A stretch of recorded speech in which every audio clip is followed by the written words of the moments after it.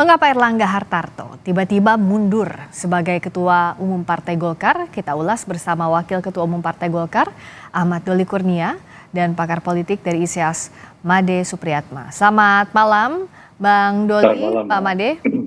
Selamat malam.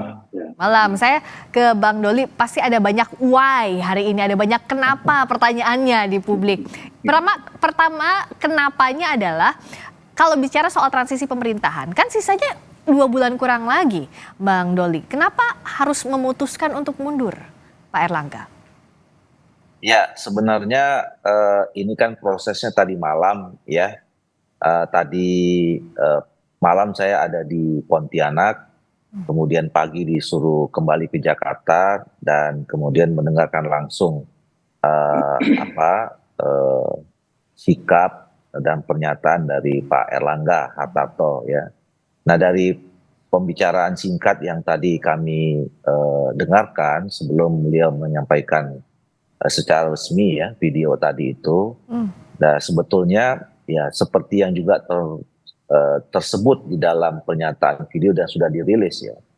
Jadi Pak Erlangga itu memang akan berkonsentrasi menjalankan tugas-tugasnya sebagai Menko Perekonomian yang tugasnya banyak sekali ya, mengantarkan program-program yang selama ini kan itu tidak mudah juga ya, membuat semua proses masa transisi dengan program yang sebelum periode ini atau di periodenya Pak Jokowi yang ini masih terus akan dilanjutkan, ditambah dengan program-program baru yang akan juga dikerjakan pada masa pemerintahan Pak Prabowo dan Pak Gibran. Gitu.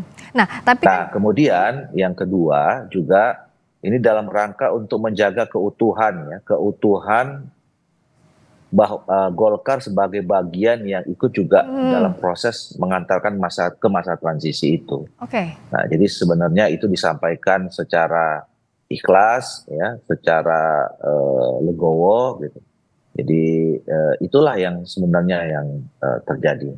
Kalau menjaga keutuhan, memangnya ada gejolak apa di internal, Bang Doli? Ada desakan kah? Ada gesekan antar faksi kah? Enggak, sebenarnya gini, ada dua ya. Pertama, kalau tadi saya katakan menjaga keutuhan Partai Golkar menjadi bagian dari yang akan ikut mengantarkan masa transisi proses pemerintahan dari Pak Jokowi, Pak Maruf Amin dengan Pak Prabowo dan Pak Gibran. Nah, yang kedua, secara internal sebetulnya kita memang selama ini bagus-bagus saja, baik-baik saja ya. Solid-solid saja, karena solidnya lah maka kemudian kita bisa ikut juga berproses dan terlibat ya di dalam Pilpres mengantarkan Pak Prabowo dan Pak Gibran sebagai presiden dan wakil presiden, dan juga karena solid juga kita juga bisa meraih penambahan kursi 100 menjadi 102 itu gitu. Jadi sebenarnya relatif tidak ada masalah ya, cuman kita ingin lebih kondusif lagi ya. Pak Erlangga sebetulnya, Pak Erlangga melihat dengan mengambil langkah itulah supaya suasana situasi lebih favorable, lebih kondusif untuk Partai Golkar dan untuk menjalankan masa transisi ke depan. Kenapa ini jadi pertanyaan? Karena Pak Erlangga bilang bahwa di bawah kepemimpinan Pak Erlangga berhasil mengantarkan, jadi salah satu partai besar yang mengantarkan Prabowo Gibran menjadi pemenang Pilpres. Lalu secara di Pileg juga dapat prestasi, Partai Golkar mendapatkan suara terbanyak kedua. Nah, justru dengan prestasi ini, dengan ada beberapa kesuksesan ini, semestinya kalau dari logika publik adalah semakin kuat pula posisinya Pak Erlangga sebagai ketua umum, sebagai nahkodanya Partai Golkar. Tapi kenapa langkah ini yang diambil? Apakah ada tekanan, Bang Doli? Saya yakin tidak ada ya, kalau saya mendengarkan langsung dari pernyataan Pak Erlangga ya. Jadi kan saya dan beberapa teman-teman tadi berusaha mendalami ya apa yang disampaikan oleh Pak Erlangga kepada kami sebelum disampaikan ke publik itu. Jadi Pak Erlangga betul-betul merasa ikhlas ya, legowo demi untuk kepentingan partai dan kepentingan pemerintahan di masa yang akan datang. Diskusi dengan siapa Pak Erlangga sebelum memutuskan untuk mundur ini? Apakah keputusan pribadi mundur di saat ini tiba-tiba atau bagaimana Bang Doli? Ya, kalau yang kita lihat atau yang tadi saya dengar yang disampaikan, ini keputusan murni pribadi, ya. Eh, dan sebelumnya juga ada pembicaraan dengan keluarga Pak Erlangga sendiri. Jadi saya kira memang ini sudah keputusan yang memang lahir, ya, memang lahir dari diri pribadi Pak Erlangga yang sudah didiskusikan, ya, dengan setidaknya mungkin dengan keluarga, ya. Karena kan prosesnya tadi malam yang saya tidak tahu persis. Saya juga cuma hanya mendengar langsung dari Pak Erlangga. Tapi tidak ada yang diajak diskusi dari partai, karena ini keputusannya besar, Bang Doli. Jadi banyak pertanyaan berikutnya. Ini kan untuk partai terkait dengan bagaimana nanti partai melaju, siapa yang memimpinnya. Tapi kenapa tidak didiskusikan dengan pimpinan partai Golkar begitu? Ya, ketua umum itu kan institusi juga, ya. Dia institusi yang menjadi bagian dari institusi besar sebuah organisasi. Nah, saya kira sekarang Pak Erlangga sebelumnya sebagai ketua umum itu sudah mempertimbangkan masak-masak, ya, tentang posisinya sebagai institusi ketua umum itu, dan akhirnya mengambil keputusan bahwa untuk kepentingan partai, ya, dan juga sekali lagi saya katakan untuk kepentingan bangsa dan negara, ya, dalam melanjutkan masa pemerintahan yang sekarang ini sudah memasuki masa transisi, akhirnya Pak Erlangga mengambil keputusan itu. Nah, kalau Pak Made melihatnya seperti apa? Keputusan yang diambil Pak Erlangga dikatakan, ya, kalau kita melihatnya ini tiba-tiba, tidak berdiskusi dengan pimpinan partai politik, lalu juga kalau berdasarkan tadi apa yang disampaikan Pak Erlangga, sukses membawa Partai Golkar di Pilpres, di Pileg, tapi langkah yang dipilih justru mundur, sukses tapi mundur. Nah, ini bagaimana Pak Made membaca ini? Iya, saya kira lebih banyak pertanyaan daripada jawaban, ya. Semuanya serba tidak jelas, ya, kita masih belum tahu, dan kontradiktori gitu, ya, ada kontradiksi satu sama lain. Pak Erlangga menurut saya seorang politisi yang sangat accomplished, ya, prestasi beliau, pilihan politik beliau ketika memutuskan untuk mendukung siapa di calon presiden, kemudian prestasi pada pemilu legislatif yang sudah juga dibahas tadi, itu luar biasa. Ya, Golkar menjadi satu partai yang dengan perolehan, dengan kenaikan suara paling tinggi di antara partai-partai lain pada pemilihan umum kemarin. Gitu. Calon yang diusungnya kemudian juga jadi presiden dan wakil presiden. Gitu. Mengapa ini terjadi? Nah, ini yang saya kira mungkin, ya, kita tidak bisa dalam pandangan demokrasi, kita tidak bisa berlaku seperti begini. Gitu. Orang yang melakukan se-accomplish itu harusnya ada reward, gitu, ya. Harus ada reward terhadap beliau, bukan harus disingkirkan, gitu, ya. Nah, ini menurut saya, dalam kacamata saya, apa yang terjadi ini adalah expulsion atau penyingkiran beliau dari Golkar, gitu, ya. Untuk dimasukkan siapa yang akan berkepentingan di sini, ini belum jelas. Semakin hari kita akan melihat polanya, gitu, ya. Tapi desas-desus di luaran bahwa ada kepentingan pihak istana, bahwa Pak Jokowi kemudian ingin, karena beliau tidak berpartai, ingin di PDIP juga tidak terlalu diterima, begitu kan, terus kemudian sekarang ingin membuat kendaraan sendiri, gitu, ya. Sementara anaknya Kaisang menguasai satu partai itu terlalu kecil, gitu, ya. Jadi beliau butuh sesuatu yang besar untuk tetap relevan dalam politik Indonesia. Oke, Bang Doli, apakah betul tadi desas-desus yang sampai ke telinga banyak orang, termasuk Pak Made sampaikan tadi, bahwa ada kepentingan Pak Jokowi di balik mundurnya Pak Erlangga? Saya tidak mau berspekulasi, ya, karena saya berada di dalam di Partai Golkar. Saya juga tidak punya pretensi untuk kemudian mendengarkan desas-desus di luar, gitu. Nah, kami selama ini fokus hanya bekerja, apalagi sekarang ini kan dalam masa-masa persiapan pilkada, gitu. Nah, makanya kami mengikuti saja, dan pimpinan kami selama ini namanya Pak Erlangga sebagai ketua umum. Jadi Pak Ketua Umum yang menjadi rujukan kami. Jadi kalau Pak Erlangga mengatakan atau memberikan arahannya, ya kita kerjakan. Termasuk dia mengambil keputusan terhadap pengunduran diri ini pun tentu kami menghormati, ya. Saya kira Pak Erlangga punya pertimbangan sendiri yang mandiri gitu ya, dan tadi disampaikan bahwa ini keputusan yang menurut dia yang terbaik buat Pak Erlangga, buat Partai Golkar, dan buat bangsa dan negara. Nah, kalau bicara soal mundurnya Pak Erlangga ini, kenapa tadi di awal juga pertanyaannya adalah soal adakah gejolak di internal? Karena sebelumnya ada isu soal Munaslup. Lalu ini bahkan isunya dijawab langsung oleh Pak Luhut yang mempertanyakan kok bisa sih sampai ada isu Munaslup? Toh Pak Erlangga bagus kerjanya, achieve dalam menjalankan tugasnya. Tapi di saat yang bersamaan dalam beberapa waktu kemudian mundur Pak Erlangga. Bagaimana menjelaskan ini, Bang Doli?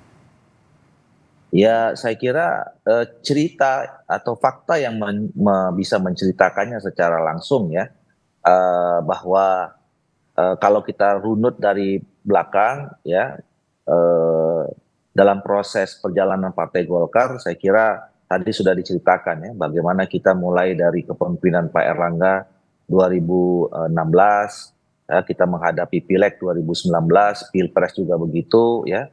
Alhamdulillah waktu kita bisa bertahan nomor 2, kemudian menghadapi Pilkada 2020 kita juga punya cerita yang cukup baik gitu ya. Kemudian di Pileg dan Pilpres kemarin seperti itu gitu. Nah, jadi sebetulnya relatif seperti yang saya katakan tadi, kami selama ini baik-baik saja. Dan kalau memang ada selama ini isu Munaslup, ini kan isu yang apa ya, berulang-ulang, dan ini setiap periode pasti muncul aja, tapi sekali lagi karena memang kami ini insya Allah bisa menjaga soliditas ya selama ini. Nah, kita selama-selama menghadapi isu-isu itu tidak terjadi. Nah, tetapi sekali lagi seperti yang saya katakan tadi, partai ini ada yang memimpinnya, ya. Partai ini ada institusi tertingginya, namanya Ketua Umum, dan kami sudah memberikan mandat penuh selama ini kepada Pak Erlangga sebagai Ketua Umum yang dipilih pada Munas 2019 kemarin. Nah, tentu pelepasan posisi atau tanggung jawab sebagai Ketua Umum itu ya tergantung dari Pak Erlangga yang selama ini diberi amanah untuk itu. Jadi kalau Pak Erlangga kemudian tadi malam mengambil keputusan menyatakan mengundurkan diri, saya kira juga itu hak pribadi yang juga harus kita hormati, dan tentu saya kira itu diambil untuk memberikan kebaikan buat semua berdasarkan pandangan Pak Erlangga. Oke, kalau dari Pak Made bagaimana melihatnya? Tanggung jawab dilepaskan untuk transisi pemerintahan, fokus ke pemerintahan, tapi kan sebagai Ketua Umum ini punya tanggung jawab kapal untuk jelang pilkada yang harus diarahkan menuju pilkada. Ini momen krusial, kita katakan demikian. Apa yang Pak Made lihat dari langkah yang diambil, langkah besar bahkan berisiko ini? Ini sesuatu yang sangat besar ya. Jadi beliau dikeluarkan dari Partai Golkar oleh sebuah kekuatan yang menurut saya kita tidak tahu siapa. Dan pasti kekuatan itu sangat-sangat besar. Dan beliau tidak berkonsultasi dengan koleganya, karena saya tahu kepemimpinan itu selalu kolektif ya. Beliau tidak berkonsultasi dengan koleganya, beliau tidak memberitahu, tidak ada pemberontakan di dalam Golkar sendiri, tidak ada suara yang tidak puas dan lain sebagainya. Dulu memang ada orang-orang yang mau membuat Munaslup. Tapi kemudian Golkar ketika itu, khususnya para senior Dewan Pembina dan lain sebagainya, itu solid sekali, tidak ada Munaslup. Ya, saya ingat persis seperti yang dikatakan oleh Pak Luhut gitu ya. Jadi apa salahnya beliau, seorang yang sangat accomplished, tidak ada angin, tidak ada hujan, terus kemudian tiba-tiba harus berhenti ya di tengah-tengah yang seharusnya kejayaan politik yang beliau nikmati. Ini sesuatu yang unprecedented, yang tidak pernah ada, gitu ya. Jadi kalau menurut saya ada sebuah kekuatan yang memaksa secara pribadi menghantam, dan terus kemudian kita tidak tahu itu apa, gitu ya. Saya tidak percaya bahwa ini murni keputusan beliau sendiri berdiri sendiri, gitu. Ada kekuatan lain, ya. Apalagi ini diambilnya jelang pilkada, Bang Doli. Bukankah ini berisiko? Partai ini sudah partai yang tertua. Tahun ini kami 60 tahun, ya. dan kami juga sudah banyak sekali menghadapi pasang surut ya bagaimana menjalankan roda organisasi Partai Golkar ini. Nah, insya Allah dengan diambilnya keputusan Pak Erlangga mundur dan kemudian tadi kami juga sudah disampaikan, dititipkan gitu ya. Mudah-mudahan ya Partai Golkar ini sudah punya mekanisme sendiri, dia akan running well saja, sistemnya sudah jalan. Mudah-mudahan untuk menghadapi event pilkada tetap berjalan sebagaimana mestinya. Tapi siapa yang pegang kendalinya?